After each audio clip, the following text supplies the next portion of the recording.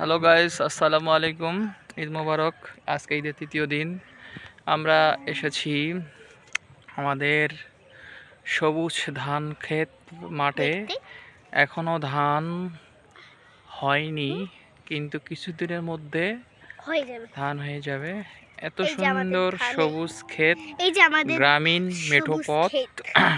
এই যে আমাদের সবুজ ক্ষেত দেখেন। হ্যাঁ, আকাশটা কত সুন্দর লাগতেছে। অলরেডি আমাদের ধান বাড়াইছে, ধানগুলো ওঠা লাগে গামর হয়ে গেছে। এই যে এই গাছটার ধান।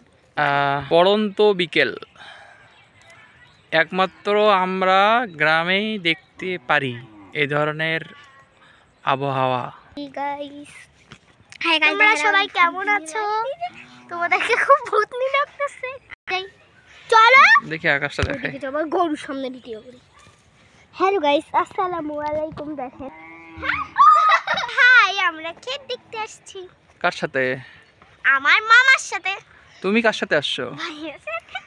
তাই নাকি? তুমি এত লজ্জা পাচ্ছ কেন? তোমার নাম কি?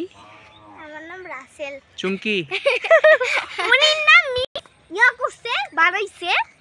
ওই যে ওখানে দেখো একটু, ওই যে ব্রিজ। এই যে শুনেন, আমরা এখান থেকে ভিডিও শেষ করতেছি। না না না, শেষ করব না। আসসালামু আলাইকুম নাই, আর একটু বলো।